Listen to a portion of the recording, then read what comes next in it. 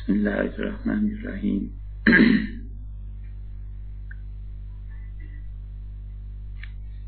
ایک گھنٹے کے قریب راستے میں لگ گئے ہیں، یہاں جو پہنچنا ہوا اس لیے تاخیر ہوئی، جس کے لیے معذرت خواہ۔ حضرت شاہ ولی اللہ رحمۃ اللہ علیہ نے حجت اللہ کو جو شروع کیا ہے، اصل میں آغاز یہاں سے ہوتا ہے۔ اس سے پہلے شاہ صاحب رحمۃ اللہ علیہ نے جو بات کہی ہے وہ مقدمے کے طور پہ تھی، اور انہوں نے اپنی کتاب کا تعارف گویا اس طرح کرایا کہ میں اس میں کرنا کیا چاہتا ہوں، لکھنا کیا چاہتا ہوں۔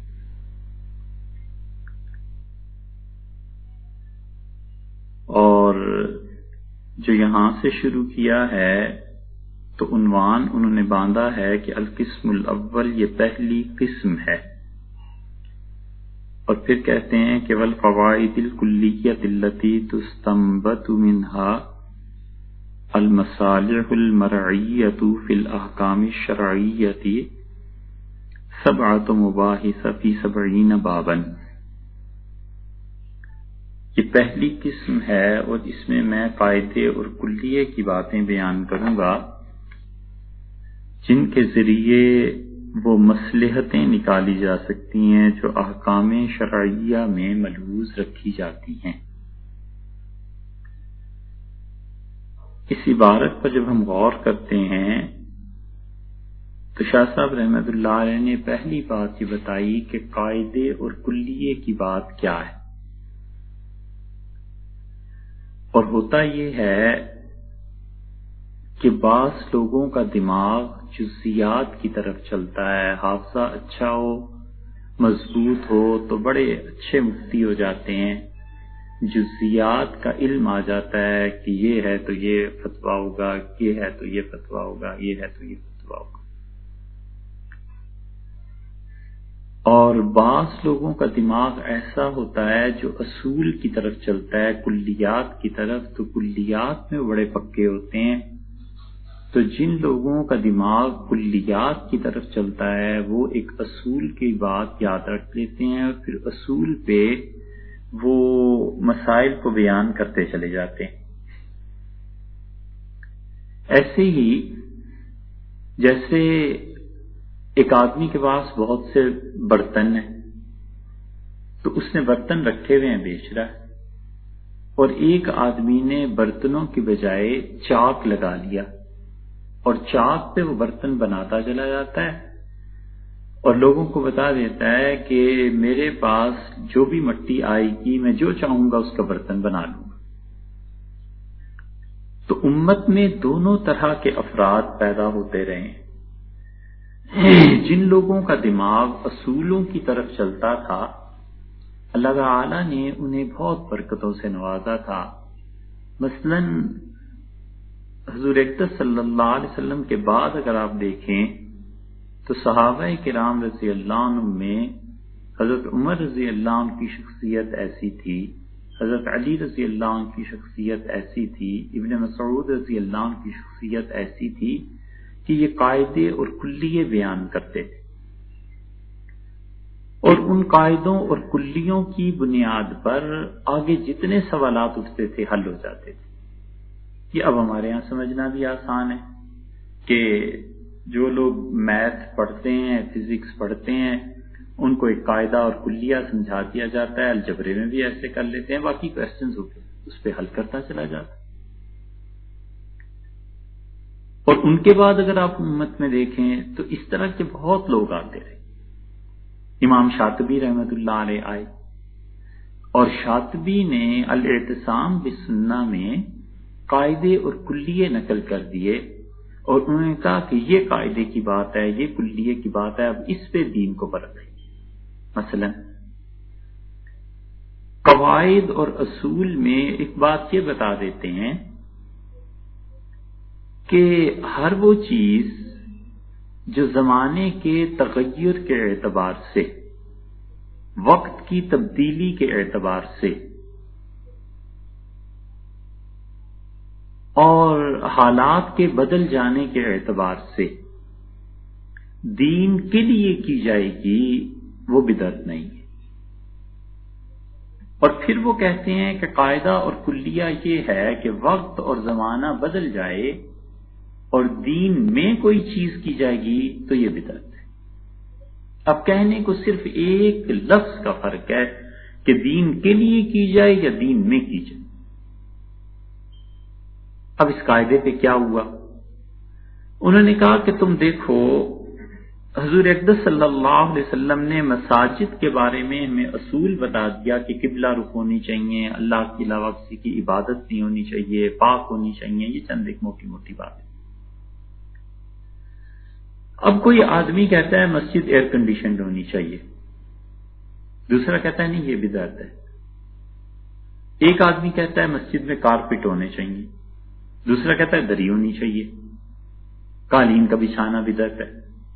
یہ ساری باتیں ایک کلیے پر پہنچ کر ہمیں مل جائیں گی، اور وہ یہ کہ جو کچھ تبدیلیاں لائی جا رہی ہیں کیا یہ شریعت کے اصول سے ٹکراتی ہیں؟ رسول اللہ صلی اللہ علیہ وسلم نے فرمایا تھا قبلہ رخ ہونی چاہیے، تو کیا قالین بچھانے سے مسجد قبلے سے نکل جائے گی؟ کیا ایئر کنڈیشن لگانے سے مسجد قبلے سے نکل جائے گی؟ معلوم ہوا نہیں نکلتی۔ پھر یہ کہیں گے کہ جتنی تبدیلی معاشرے میں آ رہی ہے، وقت میں آ رہی ہے، اب دین میں اس کے بقا کے لیے، اس کے لیے ایسی چیز کرنا کہ جو وقت کا تقاضا ہے اور دین کے اصولوں میں کوئی تحریف نہیں ہو رہی، تو یہ دین ہی کے لیے کر رہے ہیں، اس میں کوئی حرج نہیں ہے، کوئی بدعت نہیں۔ فقہا نے اصول کی بات لکھی اور انہوں نے کہا مسجد ایسی ہونی چاہیے جیسے قرب و جوار کے گھر ہوں۔ یہ اصول کی بات انہوں نے بتا دی۔ اب گاؤں میں پکی مسجد بنانا، اتنی اچھی مسجد بنانا کہ قالین بچھا دیے جائیں، اے سی لگا دیا جائے، اس پر پیسہ خرچ کرنا جائز نہیں ہے۔ وجہ اس کی یہ ہے کہ وہ کہتے ہیں چاروں طرف کچے مکانات ہیں، تو جب تم اتنی اچھی مسجد بناؤ گے نا تو آہستہ آہستہ وہ مسجد سونے کی جگہ بن جائے گی، لوگ دوپہر کو مسجد کے پنکھے چلا کے آرام کریں گے اور اے سی چلے گا وہ۔ اور عین ممکن ہے کہ مسجد کے رکھوالے باہر کی بجائے گرمیوں میں اندر سویا کریں۔ وہ کہتے ہیں اصول کی بات کرو کہ جیسے لوگ قرب و جوار کے رہنے والے ویسی مسجد۔ اسلام آباد میں کوئی کہے کسی بڑے سیکٹر میں E7 میں مثلا کہ حضور صلی اللہ علیہ وسلم کی مسجد کچی تھی، مسجد کچی بناؤ، چھت کو پاٹنا ہے تو مٹی کے ذریعے، اور صفیں بچھاؤ، اور صفیں بھی ایسی جو خالص کچی مٹی پہ بچھائی جائیں اور دھول بے شک اس میں اڑتی رہے۔ شریعت اس سے منع کرتی ہے، شریعت کہتی ہے کہ کیا ظلم کرنے لگے۔ ظلم کس طرح کہ قرب و جوار میں ہر آدمی کے گھر اے سی لگے ہوئے ہیں، وہ کارپٹ کا عادی ہے، تو جتنے بچے ہیں وہ تو کہیں گے جی ہم تو نماز نہیں پڑھتے، وہاں تو جاؤ تو مٹی آتی ہے، ناک میں مٹی چلی جاتی ہے اور سانس کی پرابلم ہو جاتی ہے، تکلیف ہوتی ہے، ہم تو نہیں جاتے مسجد۔ تو کہتے ہیں کیوں مسجد سے لوگوں کو بھگاتے؟ اس لیے مسجد ویسی بناؤ جتنے قرب و جوار کے لوگ ہیں۔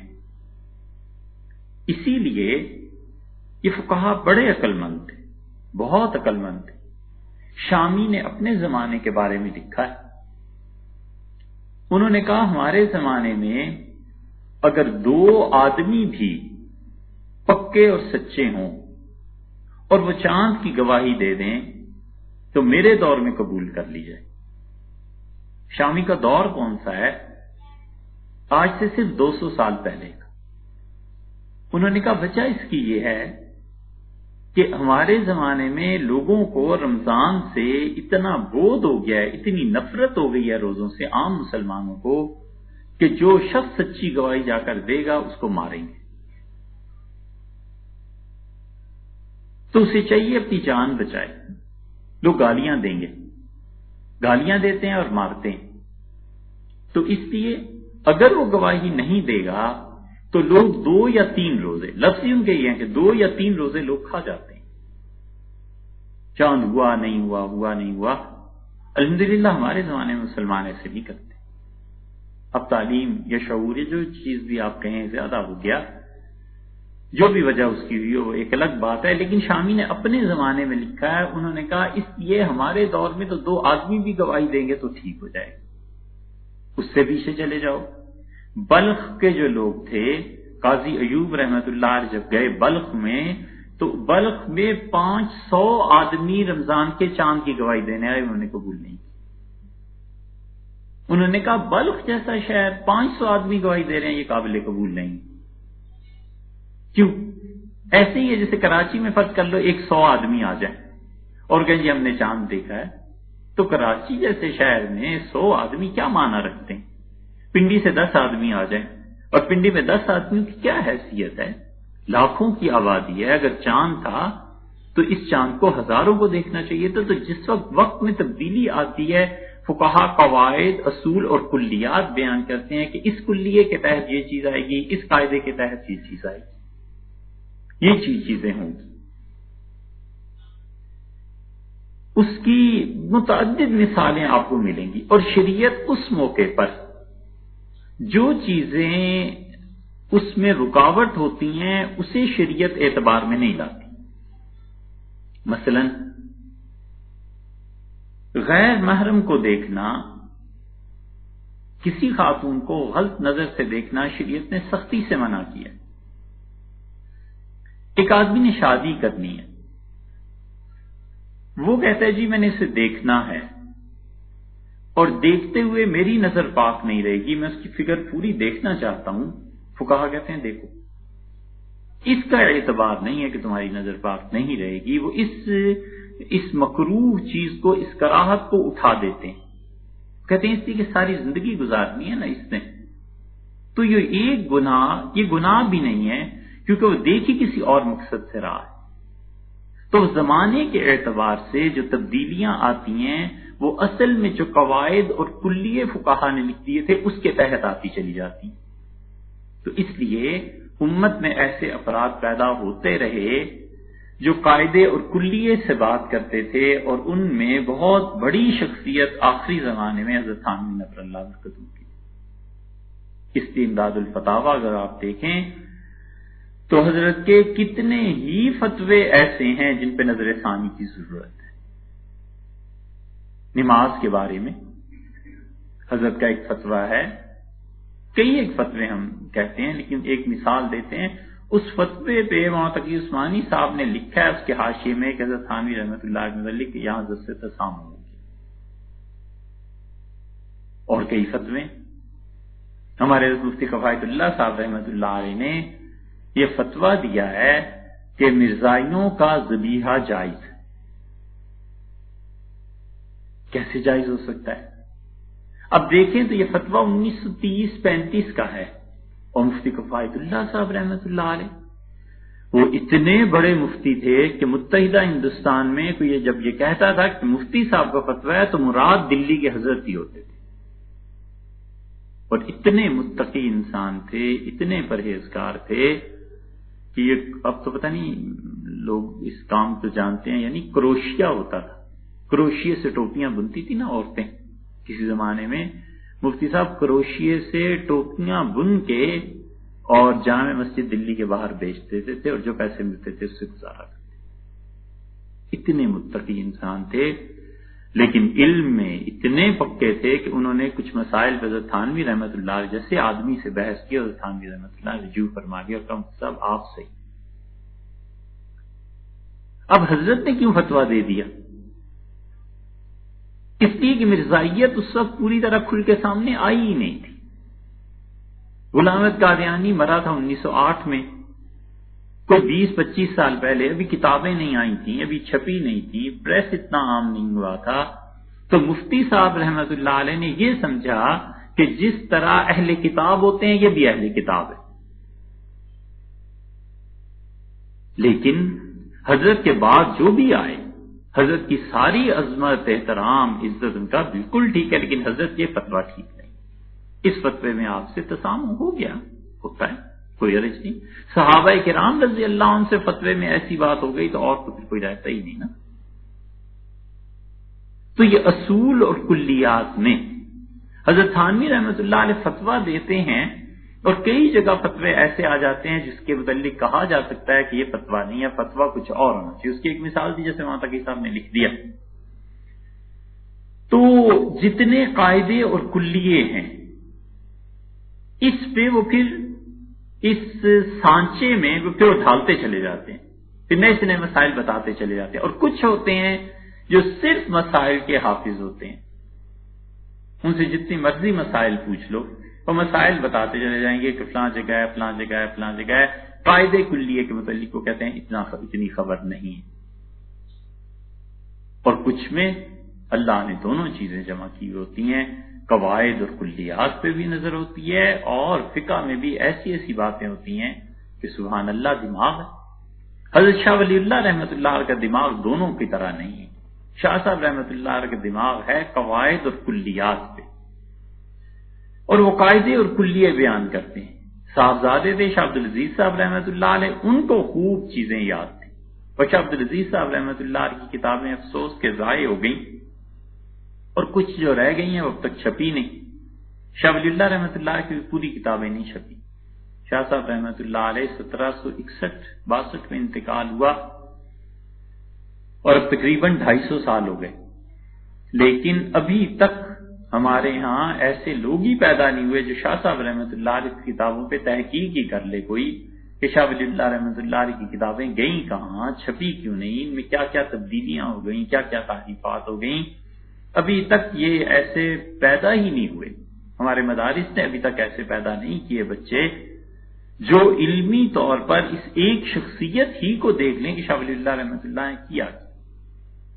ہم اپنی بات سے نہیں ہٹ رہے، لیکن جو شخص بھی انقلاب فرانس کا مطالعہ کرے اور کارل مارکس کو پڑھے کہ مارکس نے دنیا کو کیا چیز دی، کہ کس طرح دنیا کا معاشی نظام بہتر ہو سکتا ہے، ایک چیز اس نے کہی، ایک سرمایہ دارانہ نظام نے کہی، اور دنیا میں اب جو دھچکا لگا ہے اس سرمایہ دارانہ نظام کو، اور پوری دنیا میں یہ چند ماہ پہلے جو قیمتیں ساری اٹھ گئی تھی، اوپر ہو گئی تھی، پچھلے سال کا واقعہ ہے یہ، اس نے انہیں مجبور کر دیا ہے کہ تیسرا کوئی نظام ہونا چاہیے، اور تیسرا نظام اب تک لوگوں کے پاس نہیں ہے۔ لیکن جو شخص بھی شاہ ولی اللہ رحمۃ اللہ کو پڑھے گا اسے پتا چلے گا کہ کارل مارکس کے مقابلے میں شاہ صاحب رحمۃ اللہ علیہ کے پاس نظام تھا۔ اور اگر ہندوستان میں جو لوگ مسلمان بستے تھے اس امت میں قبولیت کی صلاحیت ہوتی اور عوام کی سطح اونچی ہوتی، تو دنیا میں جو اثرات فرانس کے انقلاب کی وجہ سے آئے ہیں اس کی بجائے شاہ صاحب رحمۃ اللہ علیہ کی بات سے پڑھتے، لیکن شاہ ولی اللہ رحمۃ اللہ علیہ لکھتے رہے، اب تک لوگوں نے کتابیں چھپی ہی نہیں ہیں، مخطوطے ہیں، کہاں پڑھتا ہے کوئی اور کہاں پتہ چلتا ہے۔ لیکن ان کے بیٹے شاہ عبدالعزیز صاحب رحمۃ اللہ علیہ، ان کی طبیعت خوب چلتی تھی، تو شاہ صاحب رحمۃ اللہ نے یہاں جو کہا نا کہ اب میں ایسے اصول بیان کروں گا، پہلی بات تو یہی، اس کے بعد انہوں نے فرمایا کہ ان اصولوں سے آپ دین میں جو مصلحتیں ہیں شریعت کے احکامات میں انہیں جان سکیں گے، اور پھر انہوں نے فرمایا کہ دین میں جو مصلحتیں ہیں انہیں جاننے کے لیے یہ اصول آپ کو یاد رکھنے پڑیں گے۔ مراد ان کی یہ، مثلا دین میں مصلحتیں کیا ہیں؟ ہم اس سلسلے میں آج ہی ایک جگہ بات کر رہے تھے، بحث یہ کی ہے فقہا نے کہ وضو میں ہاتھ کب دھونے چاہیے۔ اس کے بعد حنفی فقہا اس بات پر کہتے ہیں کہ وضو میں جو ہاتھ دھونے ہیں تو وہ استنجے سے بھی پہلے دھونے چاہیے، اور پھر ناپاکی سے ان چیزوں سے فارغ ہو کے دوبارہ ہاتھ دھونے چاہیے، سنت یہ ہے۔ ٹھیک ہے، فتویٰ اس بات پہ ہے کیوں دھونے چاہیے۔ حکمت فقہا نے یہ لکھی ہے مفتی حضرات نے کہ انہوں نے کہا کہ بعد میں ہاتھ دھونے کا مطلب یہ ہے کہ ہاتھ میں اگر گندگی کے اثرات ہیں، بو ہے، کوئی چیز ہے تو دھل جائے، بھی پہلے کیوں کریں، پہلے کیوں دھوئیں۔ اب اگر کوئی کہتا ہے کہ پہلے اس کے ہاتھ ناپاک تھے اس لیے دھونے چاہیے، تو ناپاک ہاتھوں تو ویسے بھی دھونا تھا نا۔ شاہ صاحب رحمۃ اللہ ایک جگہ اس کی حکمت لکھی، شاہ صاحب رحمۃ اللہ فرماتے ہیں جس کو آج کل کی میڈیکل کی سائنس میں اس زبان میں اگر کہیں تو شاہ صاحب رحمۃ اللہ بتاتے ہیں کہ ہاتھوں میں ایسے اثرات ہو سکتے ہیں جو ایسے نازک مقامات پر لگیں تو کسی بیماری کو پیدا کریں، جلد کی بیماری ہو جائے۔ جیسے جو لوگ سوئمنگ پول میں جاتے ہیں تو کوئی نہ کوئی بیماری بعض اوقات جلد کی لگ جاتی ہے، جوہر میں نہاتے ہیں ان کو جلد کی بیماری لگ جاتی ہے۔ شاہ صاحب رحمۃ اللہ کے کہنے کا خلاصہ یہ ہے کہ اس میں حکمت یہ ہے کہ تمہیں نہیں پتا تمہارے ہاتھوں میں کیا لگا ہوا ہے، لیکن شریعت نے اس زمانے میں بھی یہ تصور دیا کہ پہلے ہاتھ دھو لو، ایسے نہ ہو تمہارے ہاتھوں پہ کوئی ایسی چیزیں ہوں اور اس کی وجہ سے تمہیں جلد کی کوئی بیماری لگ جائے، یہ حکمت ہوگی۔ تو شاہ صاحب رحمۃ اللہ علیہ اصول بیان کرتے چلے جاتے ہیں، پھر کہتے ہیں کہ میں ان چیزوں کو بیان کروں گا، 7 مباحث ہیں اور 70 باب ہیں اس میں، اور کہتے ہیں المبحث الاول، پہلی بحث یہ ہے کہ فی اسباب التکلیف والمجازات، کہ شریعت جو ہے وہ انسانوں کو کسی چیز کا پابند کیوں کرتی ہے اور جزا اور سزا اس میں کیا اسباب ہیں۔ شریعت آخر انسانوں کو پابند کیوں کرتی ہے؟ کیوں کہتی ہے کہ تم نماز پڑھو؟ کیوں کہتی ہے کہ اس چیز پہ جزا ملے گی؟ کیوں کہتی ہے کہ اس چیز پہ سزا ملے گی؟ انسانوں کو بنیادی طور پر آزادی کیوں نہیں؟ حضرت رحمت اللہ تو جو کچھ بھی کہیں گے سو کہیں گے، عقلاً بات یہ ہے کہ انسان خود متحمل نہیں ہو سکتا لامحدود آزادی کا۔ لامحدود آزادی ہر ایک کو چاہیے، تو پھر ناخن بڑھنے دے جتنے بڑھتے ہیں، بال بڑھنے دے جتنے بڑھتے ہیں، کسی کی عزت احترام نہ کرے، آزادی ہے نا۔ راہ چلتے آدمی پہ فرض کر لو کہ اس نے پیپسی پی رہا تھا، اٹھا کر پھینک دی، اس کے کپڑے خراب کر دیے، آزادی ہے۔ یہ جو لامحدود آزادی ہے یہ کوئی بھی نہیں برداشت کر سکتا اور نہ دنیا میں چل سکتی۔ اسی لیے کسی زمانے میں کلنٹن نے بیان دیا تھا، اور امریکہ میں ہم نے اس کا بیان پڑھا، اور اس کی ہیڈنگ یہ تھی کہ اس نے کہا یہ جو لامحدود آزادی امریکہ کی نسلوں میں آ رہی ہے ہم اس کے متحمل نہیں، ہم اسے افورڈ نہیں کر سکتے، کیونکہ لامحدود آزادی۔ اور اس کے بعد اس نے بیان کا خلاصہ یہ تھا کہ back to pavilion, back to home, کہ گھروں کی طرف واپس جاؤ، گھروں کی طرف چلو، وہ ماں باپ کا جو خاندانی نظام تھا، دادا دادی وغیرہ وغیرہ، اس پر قائم کرو۔ اس لیے کہ غیر محدود آزادی، اس کا مطلب یہ ہے کہ انسانی زندگی برباد ہو کے رہ جائے۔ ہم کہتے ہیں جب غیر محدود آزادی انسانی زندگی کو برباد کرتی ہے تو پھر قید لگانے کا حق کس کو حاصل ہے؟ انسان اگر انسان کے لیے قید لگائے گا تو انسان کبھی بھی اپنے آپ کو اس زہر سے پاک نہیں کر سکتا جو اس کے وجود میں ہے۔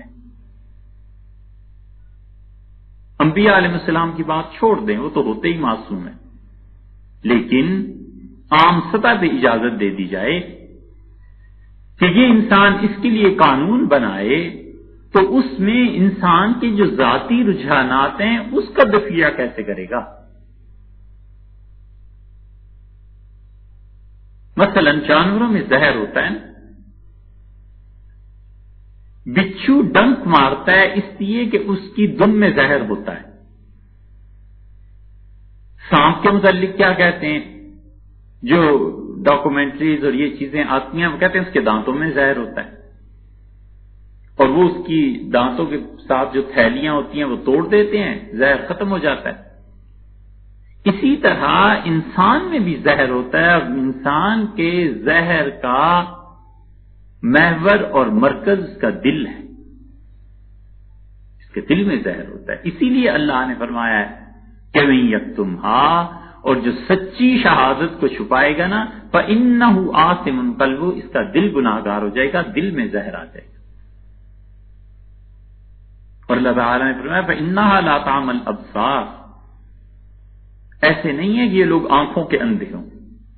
ایک جگہ اللہ نے فرمایا انہوں نے وہ بستیاں انہوں نے نہیں دیکھی جہاں ہم نے پتھر برسائے تھے۔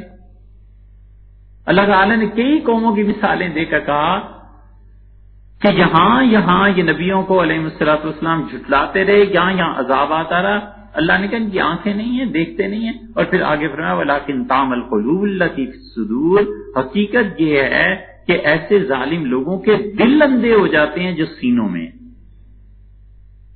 تو جب دل میں زہر آ جاتا ہے پھر انسان اندھا ہو جاتا ہے. اب اس انسان کو کہیے کہ تم قانون بناؤ تو وہ سوچے گا کہ اس محلے میں فلاں فلاں آدمی جو ہیں ان کے پاس گاڑی ہے بڑی، تو قانون یہ بناؤ کہ یہاں پر گلی جو ہے نا بس ایسی رکھنی چاہیے کہ جس میں سینٹرو آ سکے، سوزوکی آ سکے، اس سے بڑی گاڑی نہ آئے. اور جس کے اپنے ٹرک ہیں وہ کہے گا مجھے اپنے ٹرک کے لیے بھی تو جگہ چاہیے نا، وہ کہے گا نہیں صاحب یہاں پر 12 فٹ کی گلی بناؤ، 15 فٹ کی گلی بناؤ. اب وہ لوگوں کا مفاد ہے نہیں ہے، اس کا اپنا مفاد ہے. تو جب پابندیاں ہی لگانی ہیں تو پابندی لگانے کا حق کس کو حاصل ہے؟ ہم کہتے ہیں وہ اللہ کو حاصل ہے. اسی لیے اللہ تعالی نے جہاں پر پابندیاں لگائی ہیں سب سے زیادہ نازک اور حساس مسئلہ جہاں پہنچ کے بڑے سے بڑا متقی انسان بھی اس کے قدم ڈگمگا سکتے تھے، وہ سود کا مسئلہ تھا کہ سود میں پیسہ ملتا ہے اور تجارت میں بھی نفع ہوتا ہے، پیسہ آتا ہے. تو پیسہ آتا ہوا کس کو برا لگتا ہے؟ اللہ تعالیٰ نے پوری حاکمیت کے الفاظ ارشاد فرمایا. انہوں نے کہا کہ سود میں بھی نفع ہے اور تجارت میں بھی نفع ہے. اللہ نے کوئی دلیل نہیں دی. اللہ تعالیٰ نے فرمایا احل اللہ البیع وحرم الربا، اللہ نے ایک کو حلال قرار دیا ہے، اللہ نے ایک کو حرام قرار دیا ہے. تجارت کو خدا جائز کہتا ہے، سود کو حرام کہتا ہے.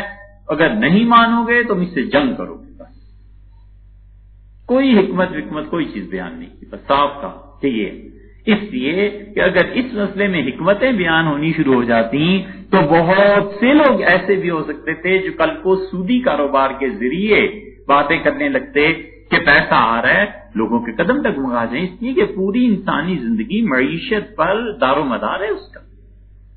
تو یہاں پر فرما دیا شاہ صاحب رحمۃ اللہ علیہ نے کہ میں آپ کو یہ بتاؤں گا کہ جزا اور سزا یہ چیزیں کیوں ہیں، انسان کیوں مکلف بنایا گیا، انسان کیوں پابند بنایا گیا. اگر انسان کو کھلا چھوڑ دیا جائے آزاد تو پھر وہ جانوروں سے بدتر ہو جائے. اسی لیے جن لوگوں پر قیود نہیں تھی یا جو آدمی قید کو توڑتا ہے پھر اس دنیا میں کیا خرابیاں پیدا کرتا ہے. اللہ نے فرمایا کہ ایک جگہ سورہ بنی اسرائیل میں اللہ تعالی نے فرمایا کہ جو کچھ انسانوں نے کیا ہے، جو کرتوت ان کے ہیں، اگر اللہ تعالیٰ اس کی وجہ سے عذاب بھیجتا تو اس کائنات میں کوئی جانور بھی زندہ نہ بچتا. مفسرین کہتے ہیں سوال یہ پیدا ہوتا ہے کہ جانوروں نے کیا قصور کیا؟ تو اس کے جواب میں وہ لکھتے ہیں اس کا مطلب یہ ہے کہ انسانوں کے گناہوں کا اتنا وبال ہے، اتنی نحوست ہے کہ جانور تک تنگ آئے. اسی لیے رسول اللہ صلی اللہ علیہ وسلم نے فرمایا کہ جب وہ قبر میں رکھا جاتا ہے اور فرشتے اسے مارتے ہیں تو سوائے انسانوں کے اور جنات کے باقی پوری دنیا میں مخلوق اسے سنتی ہے. جو بھی اس کے قرب و جوار کی دنیا ہے لوگ اسے سنتے ہیں، اس کی چیخوں، جانور سنتے ہیں. اسی لیے زلزلہ جب آتا ہے جانوروں کو پہلے پتا چل جاتا ہے کہ زمین میں کیا تبدیلی ہونے والی ہے، کیا چیز آئی ہے. اور اللہ تعالیٰ کے احکامات جب اوپر سے نازل ہوتے ہیں تو پھر بہت مرتبہ جانور انسانوں سے پہلے ان احکامات کو لے لیتے ہیں. انسان تو اس وقت ان کو دیکھتا ہے، مثلا زلزلہ ہے یا تباہی آنی ہے تو اس وقت دیکھتا ہے جب آ گئی. جانور کو پہلے پتا چل جاتا ہے کہ ارے زمین میں یہ کیا گڑگڑاہٹ شروع ہوئی ہے، کیا چیز شروع ہوئی ہے. وہ اڑنے لگتے ہیں، انہیں چند سیکنڈ چند منٹ پہلے ہی پتا چل جائے، لیکن احساس ہے ان. اس لیے اللہ تعالی نے کسی کو یہ اجازت نہیں دی کہ وہ انسانوں کے فطری نظام میں گڑبڑ کرے، اور جہاں وہ فطرت کے نظاموں کو توڑے گا ایک دن ضرور جا کر نقصان اٹھائے گا، ایک دن ضرور انسان اس کو بھگتیں گے. فطری نظام کیسے توڑے؟ مثلا اب زمین سے گیس نکال رہے ہیں، دھڑا ہر ملک میں نکل رہی ہے گیس، اور کتنے وسیع پیمانے پر نکل رہی ہے. یہ زمین اندر سے کھوکھلی ہو رہی ہے.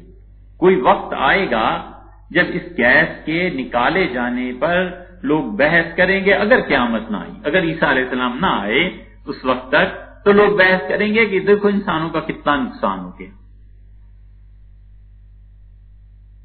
پیٹرول جلایا، مشینیں بنائیں، مشینوں کا ایسا نقصان ہوا کہ دنیا میں یہ مسئلہ اٹھ کھڑا ہوا ہے کہ ہوا صاف نہیں رہی جہاں انسان سانس لے۔ انڈسٹری ساری اسی پہ چل رہی ہیں کہ انسان فطرت کے نظاموں کے برعکس جو چل رہا ہے، بڑے خوش ہوتے ہیں سائنس نے یہ ترقی کی، ہم کہتے ہیں مانا بھئی ترقی کی، ذرا 200 سال اور گزرے تو پتا چلے گا اس ترقی کے نتائج کیا نکلے۔ نتیجہ یہ کہ انسان تو انسان رہے جن کے لیے صاف ہوا نہیں رہی، جانور تک، حتیٰ کہ مچھلیاں تک سمندر میں مر جاتی ہیں، اس لیے کہ انسان دھڑا دھڑ اس میں آئل اور ایسی چیزیں پھینک رہے ہیں، اور کیا ہوتا ہے اس کی وجہ سے کاربن پھیلتا ہے، یہ چیزیں پھیلتی ہیں اور مچھلیاں مر جاتی ہیں، ان کے لیے پانی صاف نہیں رہا۔ اور انسانوں کے لیے اتنی بڑی پرابلم پیدا ہو گئی کہ قدرت نے اس پورے نظام پر جو ایک غلاف چڑھا رکھا تھا، اوزون گیس، یہ مسئلہ بن گیا نا لوگوں کے لیے کہ جی یہ بحث ہو رہی ہے، یہ چیز، یہ گیس آ رہی ہے، یہ ہو جائے گا، یہ ہو جائے گا۔ یہ ہوا کیا؟ یہ انسانوں نے جو نظام اب مرتب کیے ہوئے ہیں اور جس کو دھڑا دھڑ قرار دے رہے ہیں، اس وقت تک دنیا میں یہ مسئلہ حل نہیں ہوتا جب تک کہ پولوشن فری انڈسٹری قائم نہ کی جائے، اور اس کا مستقبل قریب میں دور دور تک کوئی امکان نہیں ہے۔ انسانوں کا علم ابھی اتنا ہے ہی نہیں کہ پولوشن فری انڈسٹری قائم کر سکے۔ جب پولوشن فری انڈسٹری قائم نہیں کر سکیں گے تو نتیجہ یہ کہ وہ کاربن کو بھگتیں گے، اور پھر ہوگا جو بھی ہوگا، کینسر ہو یا کچھ بھی ہو، یہ ساری چیزیں۔ اسی لیے جب انسان فطری نظاموں میں گڑبڑ کرتا ہے نا، پھر اسے یہ ساری چیزیں بھگتنی پڑتی ہیں۔ اللہ تعالی نے بتا دیا کہ دیکھو جزا اور سزا ہے، کچھ نظام ہم نے مقرر کیے ہیں، انہیں چلنے دو۔ شاہ صاحب رحمۃ اللہ علیہ فرماتے ہیں کہ میں آپ کو بتاؤں گا اس میں کہ شریعت نے جزا اور سزا کیوں مقرر کی ہے ایک، اور انسانوں کو اس چیز کا پابند کیوں بنایا۔ جانوروں کو اللہ نے پابند نہیں بنایا، اس لیے جانور اس کے یہاں کچھ بھی نہیں، انسان ہے جس پہ ساری کچھ ہے۔ اس کی وجہ یہ ہے کہ اس پوری کائنات کا دلہا جس کو کہنا چاہیے وہ انسان ہے۔ پھر اس پہ شاہ صاحب رحمۃ اللہ علیہ فرماتے ہیں کہ اعلم ان للہ تعالی بالنسبت الی ایجاد العالم ثلاث صفات مترتبۃ، یاد رکھو، آپ کو جاننا چاہیے کہ اللہ تعالی نے جس دنیا کو بنایا ہے تو خدا کی 3 صفات ہیں۔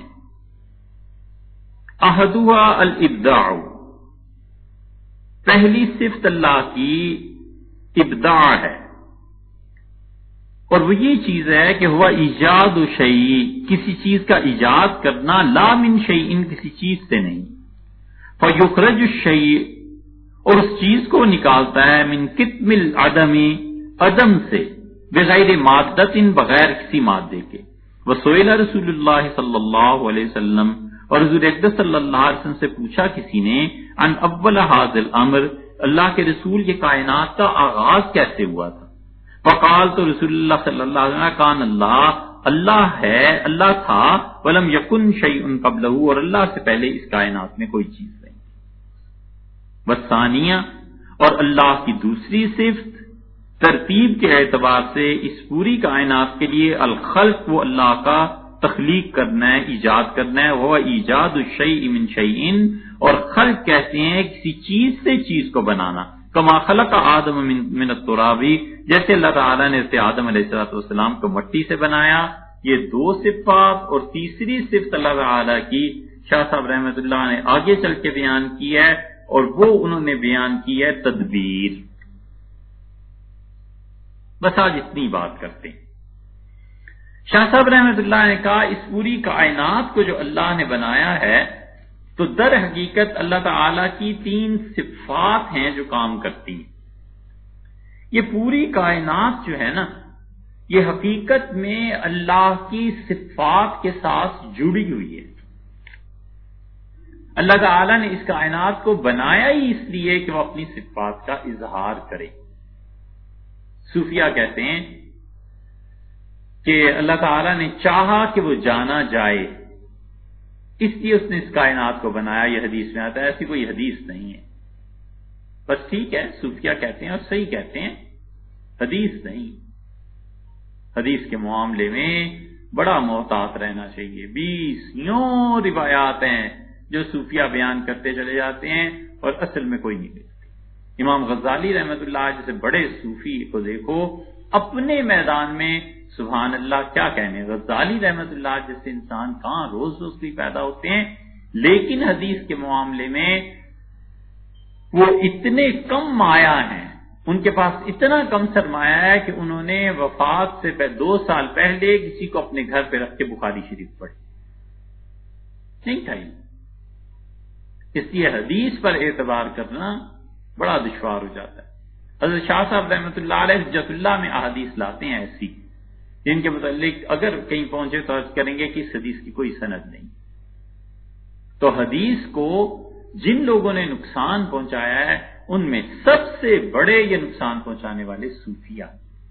اسی لیے امام مالک رحمۃ اللہ علیہ کا قول کتابوں میں نقل ہوا ہے، امام مالک رحمۃ اللہ علیہ فرماتے تھے میں نے اس مسجد میں 70 سے زیادہ ایسے متقی پرہیزگار لوگ دیکھے کہ بارش کے لیے اگر وہ آسمان کی طرف دیکھ لیتے تو اللہ بارش نازل کر دیتا، لیکن میں نے ان سے کوئی روایت نہیں لی کیونکہ یہ حدیث کے معاملے میں دیانتداری، حدیث کے معاملے میں سکا نہیں تھے۔ دیانتدار تو تھے اپنی جگہ پہ، لیکن جو کسی نے آ کے بتا دیا کہ حضور صلی اللہ علیہ وسلم نے یہ کہا بس آگے پاس کر دی، یہ نہیں سوچا کہ یہ حدیث ہے بھی یا نہیں، کس سے پوچھنا ہے نہیں پوچھنا، بس انہوں نے ان کو غلبہ اس نے ظن کیا ہو گیا کہ مسلمان کبھی جھوٹ بولتے ہی نہیں، اور حضور صلی اللہ علیہ وسلم کوئی مسلمان جھوٹ بولے ان کا توبہ ہو ہی نہیں سکتا، تو ان کے نزدیک وہ ساری احادیث قابل قبول ہو گئی۔ تو شاہ صاحب رحمۃ اللہ علیہ نے جو چیزیں لکھی ہیں ان میں تو وہ جو صوفیہ کہتے ہیں کہ اللہ تعالیٰ نے چاہا کہ اس دنیا میں اپنا اظہار کرے، یعنی اپنی صفات کا، یہ پوری کائنات اللہ کی صفات کے ساتھ جڑی ہوئی۔ یہ بات عام طور پہ لوگ نہیں سمجھتے۔ یہ جتنے کافر ہیں نا، یہ سب اللہ کی صفت مزل کا پرتاؤ ہے۔ اللہ تعالیٰ نے قرآن میں کئی جگہ پر کہا ہے کہ وہ جس کو چاہتا ہے گمراہ کر دیتا ہے، جس کو چاہتا ہے ہدایت دیتا ہے۔ یہ باتیں ہماری عقل میں آئیں نہ آئیں، یہ جتنے گمراہ ہیں یہ اللہ کی اس صفت کا نتیجہ ہیں، اور جتنے لوگ ہدایت پر ہیں اللہ کی صفت ہادی کا نتیجہ۔ ہدایت کی تجلیات ان پر پڑتی ہیں اور انہیں ہدایت ملتی ہے، اور وہاں گمراہی کی تجلیات پڑتی ہیں اور وہاں اس وجہ سے وہ گمراہ ہیں۔ اب کوئی آدمی کہے کہ اس انسان تو مجبور ہو گیا کہ خدا کی تجلیات ایسی پڑی، بس یہ آخری حد ہے جس تک بات کہی جا سکتی ہے۔ اس کے بعد جو جنگل شروع ہوتا ہے نا، اس جنگل میں بڑے بڑے اژدہا اور شیر ہیں، بس یہاں پر وہی جا سکتا ہے جس کو پتا ہو کہ شیر کو کیسے بچا جا سکتا ہے اور اژدہا سے کیسے بچا جا سکتا ہے۔ اتنی مشکل مباحثے ہیں وہ بھی، لیکن بہت مشکل ہے۔ ساری کائنات اللہ کی صفات کے ساتھ ہے۔ اس کی ایک اور آسان مثال دیں، اللہ تعالیٰ بار بار کہتا ہے کہ غفار، بہت زیادہ گناہوں کو بخشنے والا ہے، غفور ہے، گناہوں کو بخشتا ہے، غافر، یہ تینوں نام اللہ نے کہے ہیں۔ اللہ کی اس صفت کا تعلق مومنوں کے ساتھ ہے، کافروں کے ساتھ نہیں، کیونکہ ایمان والوں کے گناہ بخشے گا نا۔ اگر کافر کے بھی گناہ بخش دے گا تو پھر سب سے بڑا گناہ کفر ہے، اللہ کو یہ معاف کر دینا چاہیے تھا، وہ قیامت میں معاف نہیں ہوگا۔ اعمال پہ چھوٹ مل جائے کافر کو، چلو وہ بھی علماء کا ایک نظریہ، انور شاہ صاحب کشمیری رحمۃ اللہ علیہ سے بڑے آدمی کا نظریہ ہے، لیکن کفر کی سزا تو ملے گی نا۔ تو اللہ کی صفت مغفرت کا تعلق ایمان والوں کے ساتھ ہے، کفار کے ساتھ نہیں۔ اور اللہ تعالیٰ نے جہاں کہا ہے کہ وہ ہمیشہ ہمیشہ رکھے گا کافروں کو جہنم میں، اور ان سے یہ اور یہ اور یہ چیزیں ہوں گی، وہاں پر اللہ کی اس صفت انتقام کی دوامیت، ہمیشہ رہنے کا تعلق کافروں کے ساتھ ہے، مومن کے ساتھ نہیں۔ اس لیے کائنات جتنی بھی ہے یہ سب کی سب اللہ کی صفات کا پرتاؤ ہے، اور یہ فقہ اکبر میں ایک تو فقہ اصغر ہے نا، نماز، روزہ، حج، زکوٰۃ وغیرہ وغیرہ، طہارت، یہ مسائل ساری فقہ اصغر ہے۔ فقہ اکبر ہے عقیدے کی مباحث۔ اس فقہ اکبر میں مثلا رسالت کا عقیدہ، تقدیر کا، فرشتوں کا، اللہ تعالیٰ کی توحید کا، اس کی صفات کا، توحید فقہ اکبر میں سب سے پیچیدہ اور سب سے مشکل ترین بحث، جہاں پر بڑوں بڑوں کے پسینے بہنے لگتے ہیں اور چھکے چھوٹ جاتے ہیں، وہ اللہ کی صفات کی بحث ہے۔ صفات باری تعالیٰ کی بحث اتنی باریک اور اتنی مشکل، اور اس سے سمجھنے کے لیے جو تحمل چاہیے وہ اتنا زیادہ ہے کہ حضرت تھانوی رحمۃ اللہ نے قرآن پاک کی تفسیر کا ایک مقام تھا اللہ تعالیٰ کی صفات کا ہی، تو اس نے لکھا ہے کہ میں جب اس مقام کو لکھ رہا تھا تو کئی بار احساس ہوا کہ کاش یہ علم اور یہ سب کچھ نہ ہوتا اور بالکل سادہ مسلمان ہوتا اور ایسی زندگی گزرتا۔ اللہ کی صفات کا مسئلہ اتنا باریک اور اتنا علم وہ چاہتا ہے۔ 3 صفات کا ذکر کیا ہے۔ اس کی مزید وضاحت کے لیے ایک واقعہ عرض کریں۔ مولانا منت اللہ رحمانی تھے رحمت اللہ علیہ، انتقال ہو گیا ان کا۔ انہوں نے امارات شرعیہ قائم کی۔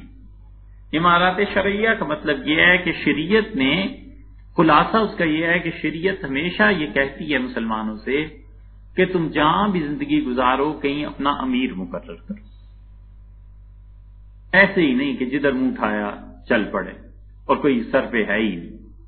تو کہتے ہیں ایک امیر مقرر کرو جو تمہارے اختلافات کا فیصلہ کرے، نماز پڑھائے، جمعہ پڑھائے، اور جو شریعت کے مقاصد ہیں ان کی تمہیں تعلیم دے۔ اس عمارت شرعیہ کا سب سے بڑا مظہر امیر المومنین ہوتے تھے۔ خلافت ختم ہو گئی، عمارت بھی ختم ہو گئی۔ ہندوستان میں علماء نے کہا کہ اب ہمیں چھوٹے چھوٹے ہر علاقے میں کوئی نہ کوئی امیر مقرر کرنا چاہیے جو عمارت شرعیہ قائم کرے، یعنی شرعن وہ امیر ہو جو بتا سکے کہ ہمیں کرنا کیا۔ یہ عمارت شرعیہ، یہ وہی چیز ہے عمارات شرعیہ جس کو قائم کرنا چاہتے تھے مختلف لوگ، لیکن وہ کامیاب نہیں ہوئے۔ مولانا شمس الحق صاحب افغانی رحمۃ اللہ علیہ وہ قائم کرنا چاہتے تھے کلات میں، چونکہ وہ کلات اس وقت ریاست تھی نا، تو ریاست والوں نے انہیں اجازت دے دی کہ حضرت آپ ہماری ریاست میں عمارات شرعیہ قائم کریں، تو انہوں نے قاضی بھی مقرر کر دیے اور کورٹس بھی بنا دی، قاضی بھی تھے، کورٹس بھی تھے اور فیصلے ہوتے تھے۔ اس عمارات شرعیہ کو ہمارے ملک میں مفتی محمود صاحب نے چاہا کہ زندہ کریں، اور مفتی صاحب نے عمارت کے لیے اپنے لیے اعلان بھی کیا سب کچھ، لیکن کوئی مقدمہ لے کے ہی نہیں آیا۔ لوگوں نے کہا ہم کورٹس میں ہی جائیں گے، ہم آپ کے پاس نہیں آتے۔ لوگوں میں یہ شعور ہی نہیں ہے کہ لوگ شرعی مسائل کے لیے عدالت میں جائیں یا جا کے علماء سے فیصلہ کرائیں۔ انگریز جو تھے انہیں جتنا بھی برا کہو، انگریزوں نے بڑی حکمت کے ساتھ یہاں قابو پایا۔ ایسے نہیں ہے کہ مار مار کے لوگوں کو جیلوں میں بھیج بھیج کے قابو پا لیا۔ دلی عدالت میں قاضی مقرر کیے، اور مفتی صدر الدین صاحب رحمۃ اللہ علیہ قاضی تھے، اور مفتی صدر الدین صاحب رحمۃ اللہ علیہ یہ شاہ عبد العزیز صاحب رحمۃ اللہ علیہ کے شاگرد تھے اور بڑے اکابر میں سے تھے۔ مفتی صاحب کے فتاوا اور یہ چیزیں بعض جگہ ہم نے دیکھی، اتنی گہری سمجھ اللہ نے انہیں دی تھی۔ اور مفتی صاحب رحمۃ اللہ علیہ دلی میں قاضی مقرر ہوئے۔ اب جج بھی ہوتا تھا، قاضی بھی ہوتے تھے۔ یہ انگریزوں کی آمد ہے، ابتدائی دور ہے، تو وہاں پر وکیل کھڑے ہوتے تھے، مولوی بھی ہوتے تھے۔ انگریزوں نے عدالت کے نظام کو اس طرح نہیں کیا کہ قاضیوں کو نکال دو، مولویوں کو نکال دو، ہمارا قانون چلے گا۔ جو آتا تھا وکیل اس سے ملتے تھے، مولوی ملتے تھے، وہ کہتا تھا یہ مسئلہ ہے جی۔ عوام کو تو کوئی پابندی نہیں تھی،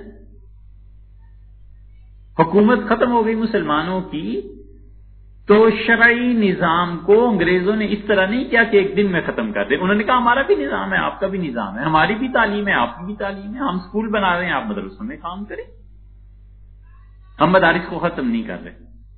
اس لیے انگریزوں نے مسلمانوں میں سے، اللہ معاف کرے یہ نہ سمجھو کہ میں کوئی انگریزوں کی وکالت کر رہا ہوں، معاذ اللہ، لیکن تاریخی حقیقت یہ ہے کہ انگریز نے کبھی بھی ہمارے علماء میں سے کسی کو نہیں چھیڑا جب تک کہ ان کے سیاسی نظام میں مداخلت نہیں. حضرت شیخ الہند رحمۃ اللہ علیہ، حضرت مدنی رحمۃ اللہ علیہ، امروٹ شریف کے بزرگ، یہ سارے حضرات چونکہ سیاسی نظام میں ٹکرائے، انہوں نے جیل بھی کی اور جو کچھ کرنا تھا، جو ظلم انہوں نے کیے. جو سیاسی نظام میں نہیں ٹکرایا نا، وہاں انگریزوں نے بڑی حکمت عملی سے انہوں نے کہا جی مدرسے کھولیں، پڑھائیں، آپ عربی پڑھائیں، جو مرضی پڑھائیں، لیکن ہم حکومت میں نوکری نہیں دے سکتے. دوسری طرف انہوں نے کیا کیا، ان کے جی بالکل قاضی ہیں، شرعی عدالتیں ہیں، آپ جائیں شریعت کے مطابق فیصلہ کرائیں. اب مسلمان جب آتے تھے کہتا تھا جی میرے اتنے بیٹے ہیں، نواب ہوں، اتنی جائیداد ہے، تو مفتی مولوی قاضی سے کہتے جی آپ کی وراثت تقسیم ہوگی. وہ کہتا جی وراثت تقسیم ہوگی تو بیٹیوں کو بھی حصہ ملے گا، پھر تو داماد کو بھی زمین چلی جائے گی. کہتے بالکل جائے گی. وہ کہتا جی پھر اچھا پھر آؤں گا. وکیل کے پاس چلا تھا تو وہ کہتے جی انگریزوں کے قانون میں یہ ہے کہ آپ اپنے بیٹے کو جو کچھ دینا چاہیں پوری ریاست آپ کے بیٹے کے پاس چلی جائے گی، نہ آپ کے داماد کو حصہ ملے گا، نہ باقی بیٹوں کو حصہ ملے گا، نہ بیٹوں کو حصہ ملے گا. وہ کہتا تھا پھر اس طرح کر لیتا ہوں کہ بیٹیوں کی شادی کرنی ہے تو اس پہ کروڑ کا جہیز دے دیا، 50 لاکھ کا جہیز دے دیا، بیٹیوں کو اس طرح پورا کر لیا، باقی بچوں کو زیادہ پیسے دے دیا، ریاست میری تقسیم نہ ہو، نام چلتا رہے. یہ تھی بات. اس طرح قانون کو انہوں نے بدلا ہے.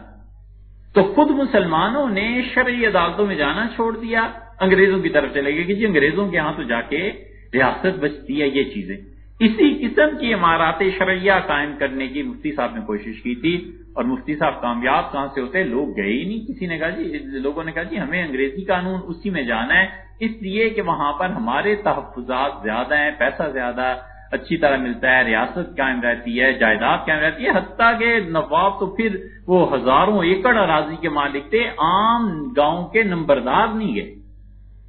نمبرداروں نے نہیں چاہا کہ ان کی تقسیم ہو زمین اور بیٹیوں کو بھی حصہ ملے. تو بیٹیوں کو حصہ نہ دینا انگریزوں کے قانون میں اس وقت تھا، مسلمانوں کے یہاں تو نہیں تھا.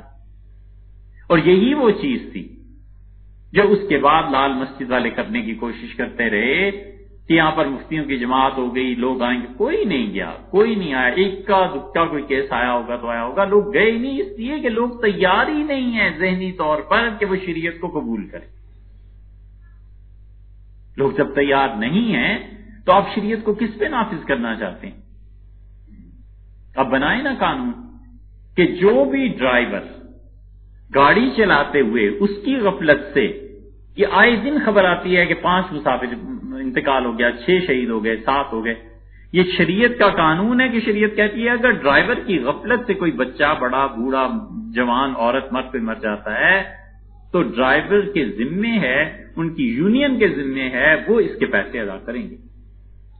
5 آدمی کا انتقال ہو گیا، ان کے خون کا کیا ہوگا؟ انگریزوں کیا مقدمہ چلے گا؟ ڈرائیور گاڑی چلا رہا ہے، ضمانت ہو گئی، باہر آ گیا، شرعی قانون ہوگا تو یونین کو بلائیں گے اور کہیں گے جناب 5 آدمی مارے گئے تمہارے اس ڈرائیور کی غفلت سے. یہ ڈرائیور مر گیا خود بھی تو اس کے باقی تو موجود ہے نا، یونین تو موجود ہے نا. وہ کہیں گے 5 آدمیوں کی دیت، خون بہا، ان کے خون کی قیمت 50 لاکھ بنتی ہے، نکالو 50 لاکھ. یونین کیا کرے گی؟ یونین کہے گی کہ یار قانون نافذ ہو گیا، اب سارے ڈرائیور اس لمٹ میں گاڑی چلایا کرو، کچھ کرو، اور اس کے ساتھ ساتھ کچھ فنڈ بھی جمع کرو اپنے بھائیوں کے لیے. ایسے نہ ہو کہ بھائیوں میں سے کوئی غلط چلا کے مر جائے یا مار دے لوگوں کو، تو پیسہ کہاں سے آئے گا؟ تو نتیجہ یہ کہ یونین خود کہے گی کہ ڈرائیونگ آرام سے کیا کرو، اور دیکھو ہم یہ کریں گے وہ کریں گے. تو تبدیلی تو پھر ایسے آئے گی نا. تو کسی کو کیا پڑ گیا؟ ڈرائیور ویسے بھی بیچارہ ان پڑھ، وہ کیوں ایسے کرے گا؟ وہ کہے گا انگریزوں کا قانون ٹھیک ہے، 2-4 مہینے اندر رہا، رشوت دی، ضمانت ہوئی، باہر آئے، گاڑی چلاتے رہے، ہمیں بڑا افسوس ہے 5 آدمی مر گئے، پر بس پیسے تو نہیں نا دینے. یہ ہے امارات شرعیہ کا نظام. تو امارات شرعیہ ہندوستان میں ابھی بھی ہے. ہندوستان میں مسلمان جیسے بھی ہیں، امارات شرعیہ ابھی بھی ہے. تو اڑیسہ، بہار کے جو امیر تھے مولانا منت اللہ رحمانی رحمۃ اللہ علیہ، انہوں نے امارات شرعیہ قائم کی تھی. اب تک ان کے رسالے ہمارے پاس آتے ہیں، میں دیکھتا ہوں اس میں لکھا ہوا ہوتا ہے کہ امارات شرعیہ فلاں فلاں آدمی کو یہ حکم دیتی ہے کہ فلاں دن آپ آئیں، آپ کے خلاف زمین کا یہ مقدمہ ہے، آپ کے خلاف طلاق کا مقدمہ ہے، نکاح کا ہے، فلاں کا ہے، فلاں کا ہے، چاہے وہ جتنا بھی چھوٹا سا ایریا ہے اور چاہے جتنے بھی تھوڑے افراد ہیں، لیکن انہوں نے اپنی امارات شرعیہ کو قائم رکھا ہوا ہے، کیونکہ وہ پاکستان نہیں نا، وہ پاک ملک تھوڑا ہی ہے، وہ تو ہندوؤں کی جگہ ہے، وہاں تو سارے کافر ہیں نا، تو انہیں اپنے بچوں کی فکر ہے کہ اگر ذرا غافل ہوئے تو کہیں ہندو ہی نہ ہو جائیں یہ بچے ہمارے، اس لیے انہوں نے اسلام کو نسبتاً زیادہ محفوظ رکھا ہوا ہے، اگرچہ ان کی زمین پر اور ان کے ملک پہ ہندوؤں کی حکومت ہے، اور ہمارے یہاں اوپر سے نیچے تک الحمدللہ سب مسلمان ہیں، ان کو اسلام کی کیا ضرورت ہے، اسلام تو ان کے گھر کی بات ہے۔ تو یہ ہے امارات شرعیہ۔ امارات شرعیہ میں مولانا منت اللہ رحمانی رحمت اللہ علیہ کا ہو گیا انتقال، اب ان کے بعد چل رہی ہے وہاں ان کی ایک تحریر میں نے ہندوستان میں پڑھی، دلی میں، جن صاحب کے پاس بھی تھی، ان کے بیٹے ملے تو میں نے ان سے کہا کہ آپ مجھے وہ تحریر پڑھا دیجیے، کہنے کو پڑھاتے ہیں۔ مولانا منت اللہ رحمانی رحمت اللہ علیہ نے وہ تحریر لکھی اور انہوں نے کہا کہ میں مولانا محمد علی صاحب مونگیری رحمت اللہ علیہ کی مجلس میں حاضر تھا۔ اب یہ بھی بتاؤں کہ مولانا محمد علی مونگیری رحمت اللہ علیہ کون تھے۔ مولانا محمد علی مونگیری رحمت اللہ علیہ فضل الرحمان گنج مراد آبادی رحمت اللہ علیہ کے خلیفہ تھے۔ وہ کون تھے؟ وہ شاہ آفاق صاحب رحمت اللہ علیہ کے خلیفہ تھے۔ وہ کون تھے؟ یہ اس سے مجدد الفسانی سرہندی رحمت اللہ علیہ جو سلسلہ چل رہا ہے اس میں مولانا فضل الرحمان گنج مراد آبادی رحمت اللہ علیہ بہت بڑے مشائخ میں سے تھے۔ یہ جو آپ نام سنتے ہیں مولانا حسین احمد صاحب مدنی رحمت اللہ علیہ کا، حضرت کے والد ان سے بیعت تھے، اور مولانا ابو الحسن علی ندوی رحمت اللہ علیہ ان کے والد بھی حضرت ہی سے بیعت تھے، اور اتنی پکی بیعت تھی، ایسے اپنے شیخ کے رنگ میں ڈوبے ہوئے تھے کہ جس زمانے میں مدینہ منورہ میں محمد بن عبد الوہاب کی تحریک کا ان وہابیوں کا غلبہ تھا نا، اور پٹرول کی دولت ابھی اتنی زیادہ عام نہیں ہوئی تھی، یہ آئی نہیں تھی پٹرول کی دولت، تو اس زمانے میں یہ جتنے وہابی تھے یہ مارتے تھے لوگوں کو اس بات پہ کہ سگریٹ مت پیو، درے لگاتے تھے، تمباکو ملنے پہ سزا ہوتی تھی، تمباکو نہیں پینے دیتے تھے، اور اگر کوئی رسول اللہ صلی اللہ علیہ وسلم کے نام کے ساتھ سیدنا کا لفظ کا اضافہ کر دے تو اس کی تو سختی آ جاتی تھی، کوئی کہہ نہیں سکتا تھا کہ سیدنا محمد صلی اللہ علیہ وسلم، کوئی نہیں کہہ سکتا تھا۔ قاضی القضات کہتا تھا کہ سیدنا کے لفظ کو نہیں تم استعمال کر سکتے، اور اب کئی مرتبہ حج پہ ہم حرمین شریفین میں جانے کی اتفاق ہو تو کئی مرتبہ دوستوں کو دکھایا، میں نے کہا یہ دیکھو باب پاک جب ہے اس پہ سیدنا محمد صلی اللہ علیہ وسلم لکھا ہے، یہ نتیجہ ہے غیر معمولی سختیاں کرنے کا، کہ کہاں وہ دور کے سیدنا کو یہ کہہ نہیں سکتا اور کہاں شافعات نے خودوا کے لگوا دیا ہے، یہ ہے نتیجہ خام خواہ لوگوں پہ جبر کرنے کی۔ اس زمانے میں حضرت سہارنپوری رحمت اللہ علیہ چلے گئے حج پہ، تو حضرت بیٹھے ہوئے تھے اور قاضی القضات انہوں نے کہا سیدنا کے لفظ کا اضافہ نہیں ہونا چاہیے، اور شاہ سعود بھی بیٹھے ہوئے تھے مسجد نبوی میں ہی، تو حضرت نے دلائل دیے نا دو چار، تو قاضی چپ کر کے پھر منہ دیکھتا کہ یہ کیا؟ حضرت نے قرآن کریم میں سے یحییٰ علیہ السلام کے متعلق آیا کہ سیدم و حصورا، وہ سید تھے، آقا تھے، تو حضور صلی اللہ علیہ وسلم کے لیے آقا کا لفظ کیوں نہیں استعمال ہو سکتا؟ اسی طرح تمباکو پہ سزا ملتی تھی۔ کہنے کا مطلب صرف اتنا سا تھا کہ محمد الرحمان صاحب گنج مراد آبادی رحمت اللہ علیہ کے رنگ میں ایسے ڈوبے ہوئے تھے، حضرت مدنی رحمت اللہ علیہ کے والد اس زمانے میں مدینہ منورہ میں حقہ پیتے تھے، اور حقہ بہت شوق سے پیتے تھے، اپنے شیخ کا رنگ ان پہ غالب تھا۔ محمد الرحمان صاحب رحمت اللہ علیہ خوب حقہ پیتے تھے، تو وہ حتیٰ کہ ایسا تعلق تھا کہ ایک دن حضرت مدنی رحمت اللہ نے بیان کیا کہ والد صاحب کہتے تھے آج وفات کے بعد شیخ خواب میں آئے اور خواب میں مجھے آپ کی خلافت دی۔ خیر وہ تو لمبے قصے ہیں۔ ان کے خلیفہ محمد الرحمان صاحب رحمۃ اللہ علیہ کے مولانا محمد علی مونگیری تھے، اور مولانا محمد علی مونگیری رحمۃ اللہ علیہ نے دو کام زندگی میں ایسے کیے کہ اللہ کے ہاں اللہ ہی کو اختیار ہے کسی کو بخشنے نہ بخشنے کا، لیکن ہمارا حسن ظن یہ ہے کہ ان میں سے کوئی ایک کام بھی مغفرت کے لیے کافی ہے۔ یہ بہار اور بنگال یہ دونوں صوبے قادیانی ہو جاتے، دونوں صوبے مکمل طور پہ قادیانیت کی لپیٹ میں چلے جاتے۔ اس ایک شخص نے مولانا محمد علی مونگیری رحمت اللہ علیہ نے نہ دن دیکھا نہ رات، اور جگہ جگہ جا جا کر اتنا مرزائیوں کے خلاف ان کی کتابیں دکھاتے رہے، سب چیزیں، حتیٰ کہ وہ کہتے تھے مسلمانوں اتنا لکھو، اتنا پڑھو، اتنا مرزائیوں کے خلاف لکھ کے چھاپو کہ ہر مسلمان جب صبح سو کے اٹھے تو 2-4 صفحے اس کے سونے سے پہلے اس کے پاس ہونے چاہیے رکھے ہوئے، تاکہ سوتے ہی وہ اٹھے اور پڑھے کہ قادیانیت کیا ہے اور قادیانی کیسے لوگ ہوتے ہیں۔ وہاں محمد علی منگیری اگر کام نہ کرتے رحمۃ اللہ علیہ تو بہار اور بنگال یہ دونوں قادیانی ہو جاتے۔ اسی لیے قادیانیوں نے ان کے خلاف لکھا، غلام احمد قادیانی نے اور دوسرے لوگوں نے، اور دوسری کام یہ انہوں نے کیا کہ ندوہ کی بنیاد رکھی۔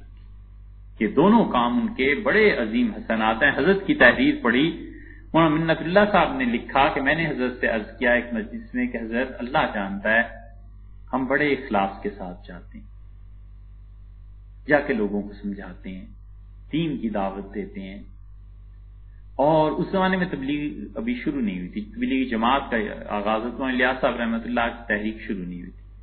حضرت اللہ جانتا ہے جا کے لوگوں کی منتیں کرتے ہیں، اس قسم کے جملے لکھے۔ لیکن حضرت جب ہم وہاں سے اس علاقے کو چھوڑ کے کہیں اور چلے جاتے ہیں تو چند ماہ چند سال بعد جاؤ تو ویسے کہ ویسی ہی حالت ہوتی۔ اور حضرت دکھ کے ساتھ یہ بات عرض کرتے ہیں کہ مدارس، مساجد، علماء، خانقاہیں جہاں سے ہدایت پھیلنی چاہیے وہاں اب ہدایت نہیں رہی۔ مطلب یہ تھا کہ مولوی غلط مسئلے بتاتے ہیں، خانقاہوں سے بدعات شروع ہو گئی ہیں۔ تو عرض کیا حضرت بڑے اخلاص کے ساتھ ہم جاتے ہیں، لیکن کیا کریں، یہ ہے کیا، چکر کیا ہے، ہو کیا رہا ہے؟ تو لکھا تھا کہ حضرت محمد علی صاحب منگیری رحمۃ اللہ علیہ نے مجھے جواب میں دیا اور فرمایا کہ اسلاف میں قرون اولا میں اللہ تعالیٰ اپنی صفت ہادی کے ساتھ جلوہ کرتا، تو ہدایت کی شعاعیں، ہدایت کا نور لوگوں پر پڑتا تھا، اس لیے کافر اپنے کنیسہ اور بت خانے توڑ کر مسجدوں میں آتے تھے اور ہدایت عام تھی۔ اور ہمارے زمانے میں اللہ تعالیٰ کی صفت مضل جو ہے، گمراہ کرتا ہے اللہ، اس کی تجلیات پڑ رہی ہیں، اور اس کا نتیجہ یہ نکلا کہ جو ہدایت کے مراکز ہیں یہاں سے بھی اب گمراہی پھیلنا شروع ہو۔ بڑی فتح کی بات ہے۔ اس لیے یہ پوری کائنات جو آپ دیکھتے ہیں نا، یہ اصل میں اللہ کی صفات کے ساتھ ملی ہے، اور اللہ کی صفات میں سے 3 صفات یہاں شاہ صاحب رحمۃ اللہ علیہ لائے ہیں۔ وہ کہتے ہیں ابداع، خلق اور تدبیر۔ مختصر بات کرتے ہیں صرف ابداع پہ کہ ابداع اور خلق میں فرق کیا ہے۔ ابداع کا مطلب یہ ہے کہ بغیر کسی چیز کے کسی چیز کو پیدا کر دے، یہ اللہ ہی کی صفت ہے، بس اللہ کے علاوہ کوئی نہیں ہے۔ جسے آپ کہتے ہیں نا میٹر، فزکس میں جسے کہتے ہیں مادہ، اور فزکس پڑھنے والے جو کہتے ہیں کہ مادہ ایک سے دوسری طرح تبدیل ہوتا رہتا ہے، اسلام اس کی نفی کرتا ہے۔ اسلام کہتا ہے میٹر جو ہے نا وہ ہمیشہ سے ہے اور ہمیشہ رہے گا، قطعاً نہیں۔ وہ کہتے ہیں میٹر کو، مادے کو اللہ نے پیدا کیا ہے، میٹر میں یہ بات ہی نہیں ہے کہ وہ ہمیشہ سے ہے اور ہمیشہ رہے گا، اور کہتے ہیں صرف اللہ ایسا ہے جو ہمیشہ سے ہے اور ہمیشہ رہے گا۔ یہ اسلام کا موقف۔ ہندو کیا کہتے ہیں؟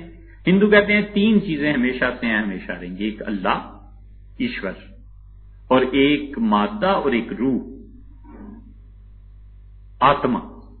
وہ کہتے ہیں یہ 3 چیزیں جو ہیں ہمیشہ سے ہیں اور ہمیشہ رہیں گی۔ اسلام کہتا ہے، دین کہتا ہے اللہ ہے بس ہمیشہ سے۔ اسی لیے رسول اللہ صلی اللہ علیہ وسلم نے دیکھو ایک جملے میں بات پوری کر دی، فرمایا کان اللہ ولم یکن شیء قبلہ، اللہ تھا اور اللہ کے علاوہ کوئی چیز نہیں تھی، مادے کو اللہ نے پیدا کیا۔ یہ جو مادہ ہے خدا نے اس میں 2 چیزیں رکھی، ایک ہے مادے کی شکل اور ایک ہے مادے کی تخلیق۔ مادہ کوئی آدمی پیدا نہیں کر سکتا۔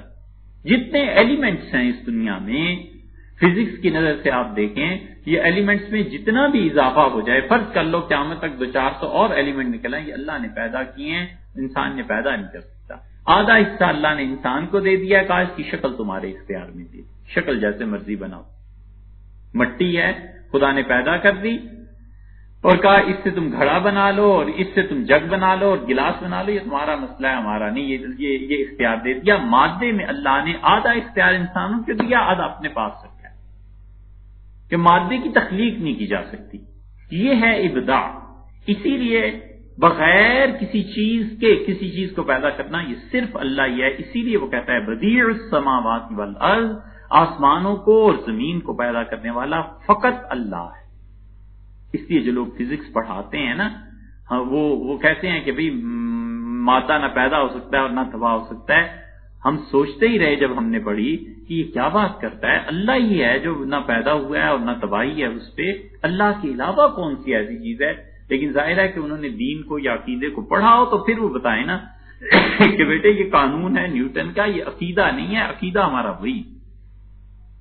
اب تو کہتے ہیں مادے پہ بھی تباہی آ سکتی ہے، میٹر اور انرجی اور لائٹ کا جو بحث چل رہی ہے، اس انرجی اور لائٹ کی بحث میں پھر بات آگے چل کے یہ آتی ہے کہ اس کو کس نے پیدا کیا، اور وہ بھی اللہ نے۔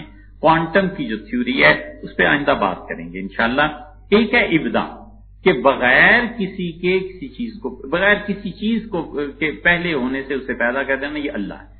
ایک ہے تخلیق، شاہ صاحب رحمۃ اللہ علیہ دوسری اللہ کی صرف تخلیق کا بیان کرتے ہیں۔ تخلیق کا مطلب ہے کوئی چیز تھی اور پھر چیز سے چیز بن گئی، یہ عام ہے۔ مٹی تھی، اینٹ بن گئی، اور پتھر تھے، سیمنٹ بن گیا۔ چیز سے چیز کو پیدا کرنا یہ تخلیق ہے، اور ابداع کوئی چیز تھی نہیں اور اللہ نے پیدا کر دی، یہ دو۔ اور تیسری چیز شاہ صاحب رحمۃ اللہ فرماتے ہیں تدبیر۔ تدبیر کا مطلب یہ ہے کہ اس کائنات میں جتنے یہ نظام چل رہے ہیں نا، ان کو کیسے مربوط کیا ہوا ہے اللہ تعالیٰ نے ایک کے ساتھ دوسرے کو۔ تو اللہ کی تین صفات کے انہوں نے ذکر کیا، ابداع، خلق اور تدبیر۔ اور اسی کے ساتھ پھر یہ کہ یہ دنیا کیسے پیدا ہوئی تھی۔ بگ بینگ ہوا تھا ایک 15 بلین سال پہلے، پھر دوسرا ایک لٹل بینگ ہوا۔ سائنسدان تو یہی کہتے ہیں، وہ کہتے ہیں فزکس جن بچوں نے پڑھی ہوگی انہیں پتا ہوگا، لٹل بینگ ہوا، اور وہ کہتے ہیں کہ پہلے ستارے اور سیارے بن گئے، بگ بینگ جو ہوا تھا۔ اور اس کے بعد 10 بلین سال پہلے ایک لٹل بینگ ہوا، اور لٹل بینگ میں کیا ہوا، پھر یہ زمین بن گئی۔ پھر اس کے بعد واٹر بینگ ہوا تیسری مرتبہ، اور تیسری مرتبہ جو واٹر بینگ ہوا تو اس زمین میں پانی دریافت ہو گیا، اور پھر پانی کی وجہ سے آگے چل پڑی۔ اللہ نے قرآن میں کہا ہے، اللہ تعالیٰ نے فرمایا وَجَعَلْنَا مِنَ الْمَاءِ كُلَّ شَيْءٍ حَيٍّ، اور ہر وہ چیز جس میں حیات ہے وہ پانی کے ذریعے سے ہے، پانی کی وجہ سے ہے۔ یہ اب کوانٹم کی تھیوری، نیوٹن کی تھیوری، آئنسٹائن کی تھیوری، اور ادھر رسول اللہ صلی اللہ علیہ وسلم کا یہ کہنا کہ کان اللہ ولم یکن شیئا ولم یکن شیئا، اللہ تھا اور اللہ کے علاوہ کائنات میں کوئی چیز نہیں تھی، یہ ساری بحث ہے پوری، انشاءاللہ آئندہ بات۔